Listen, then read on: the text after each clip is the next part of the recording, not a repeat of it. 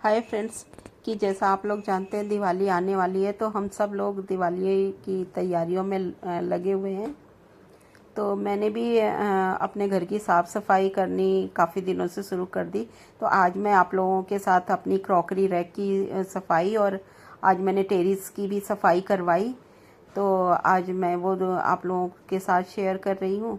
तो देखिए, पहले मैंने क्रॉकरी रैक को पूरा खाली करके और पूरा उसका सारा सामान निकाल दिया बाहर, क्योंकि ये सब चीज़ें होती हैं कि इनका कभी कभी ही नंबर आता है साफ़ सफाई का।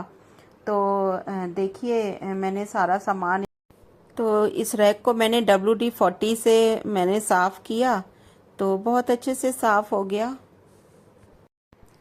तो मैंने पहले उसे पूरी तरह से खाली कर लिया और सारा सामान बाहर निकाल दिया उसका। और अच्छे से क्योंकि ये सामान ऐसा होता है कि बार बार तो यूज़ होता नहीं है, तो काफ़ी दिनों तक रखे रखे भी इसमें धूल मिट्टी जम जाती है। तो थोड़ा सा क्लीनिंग करने से ये भी पता चल जाता है काफ़ी दिनों से सामान जो रखा होता है, कहाँ क्या सामान रखा है वो भी पता चल जाता है। क्योंकि हम कई बार सामान रखकर भूल जाते हैं, और जब हमें ज़रूरत पड़ती है तो फिर हमें सामने दिखता नहीं है, तो फिर हम उसे ढूंढने की भी कोशिश नहीं करते। तो बीच बीच में ये सफाइयाँ करने से हमें याद रहता है कि हमने कौन सी चीज़ कहाँ पे रखी हुई है। तो देखिए, मैंने सारे ये बबल पेपर मैंने कटोरियों में लगा दिए, ताकि ये बॉल ख़राब ना हो। स्केचेस पड़ जाते हैं एक दूसरे के ऊपर रखने से इन्हें। तो इनकी डस्टिंग और थोड़ी सी गीले कपड़े से साफ़ करके मैंने इनके बीच में बबल पेपर लगा दिया। और देखिए, प्लेटों के बीच में भी मैंने वही ऐसे ही सारी लगा के। और अगर बबल पेपर नहीं है तो आप पेपर भी लगा सकते हैं। अब कोई नैपकिन भी लगा सकते हैं आप इनके बीच में। तो ये एक दूसरे पर रगड़ नहीं खाती हैं, क्योंकि रगड़ खा के स्क्रैचेस हो जाते हैं और कांच के बर्तन टूटने का भी डर होता है। तो इसलिए हम इनमें ये सब लगा के रखते हैं। तो आज मैंने ये काम किया, और आज मैंने अपनी मेट को भी रोक रखा है, वो भी मेरी हेल्प करवा रही है। क्योंकि ऐसे काम तो अकेले होते नहीं हैं रोज़ रोज़ के। तो मैं जब मुझे ऐसे करना होता है तो मैं इसकी हेल्प ले लेती हूँ। तो रखना तो हालांकि मुझे ही पड़ता है, क्योंकि मुझे पता होता है कि मैंने कौन सी चीज़ कहाँ पे रखी है।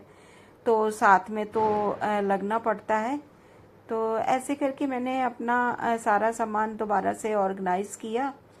और इसको सब साफ़ करने के लिए मैंने ये WD-40 आता है, उसके साथ आप ये वुडन की कोई भी चीज़ है तो अच्छे से इन पे लगा के स्प्रे करके, और बस थोड़ा सा हल्के से गीले कपड़े से उनको उसे आप पोंछ दीजिए। तो ये जितना भी वुडन की चीज़ें होती हैं ये साफ़ हो जाती हैं। तो मैंने पहले तो ये सारा खाली करके सारी रैक को सब साफ़ किया, और अब मैं सारे बर्तनों को भी पोंछ पोंछ के दोबारा से उसमें लगा रही हूँ। तो मैं इनके बीच में क्या करती हूँ, अलमीरा में मैं कोई लाइनर ना लगा के मैं जो पुराने कैलेंडर होते हैं तो मैं उन्हीं को काट कर लगा देती हूँ। क्योंकि उनको धोने का भी चक्कर नहीं होता, और जब मर्जी उन्हें रिप्लेस किया जा सकता है। तो मैं इनके नीचे बिछाने के लिए मैं इसके बेस में लाइनर की जगह मैं कैलेंडर का ही यूज़ करती हूँ। तो मैंने देखो कैलेंडर बिछा दिए हैं। अब मैं एक एक करके एक एक सेल्फ में सामान लगाती जा रही हूँ, ताकि आसानी हो। क्योंकि एक साथ सब सारा काम फैला लेंगे तो फिर करने में भी दिक्कत आती है।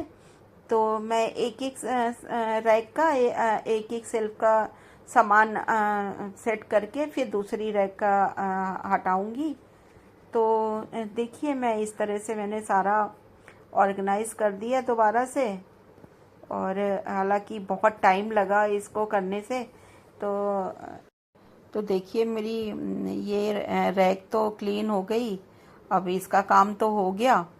अब चलते हैं टेरिस की तरफ। हालांकि मैंने एक हेल्पर बुला रखा है, बट फिर भी साथ साथ लगना पड़ता है। तो वो थोड़े बूढ़े अंकल जी हैं, तो उनके साथ मैं लगूंगी तभी हो पाएगा, क्योंकि मेरे पास बहुत सारे प्लांट्स हैं और मुझे पता है कि उन्हें कहाँ पर रखना है। तो बताना पड़ेगा और उनके साथ हेल्प भी करवानी पड़ेगी। तो चलो अब हम टेरेस गार्डन साफ करते हैं। तो देखिए मैंने सारा टेरेस गार्डन में भी मेरे बहुत सारे प्लांट्स हैं, तो मैंने उनको क्या किया कि पहले तो सारे खाली करवाए, और खाली करवाने के बाद सारे स्टैंड थे तो उनको पेंट करवाए मैंने। फिर एक टाइल सारी गंदी हो जाती, क्योंकि मिट्टी बाहर आती है पानी डालते हैं तो मेरी टाइल्स भी बहुत गंदी हो गई थी। तो मैंने उसको क्लीन करने के लिए एक क्लीनर आता है मार्केट में, मैं तो लोकल मार्केट से लेके आई थी, रोफ करके। तो वो बहुत अच्छा है। थोड़ा सा जहाँ जहाँ ज़्यादा दाग हैं तो वहाँ आप डायरेक्ट उसे डाल दीजिए, और जहाँ कम दाग है तो उसको पानी में थोड़ा सा डाइल्यूट करके और बस आप उससे क्लीन करो तो बहुत अच्छे से फर्श क्लीन हो जाती है।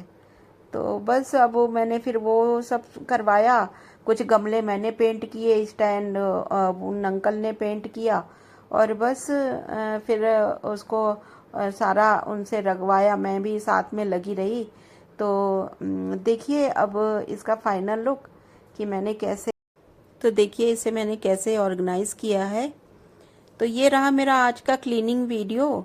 अगर आप लोगों को पसंद आया हो तो प्लीज़ आप लोग लाइक कीजिए, सब्सक्राइब कीजिए, और अगर कुछ है, कुछ आपको सजेस्ट करना है तो मुझे कमेंट करके बताइए।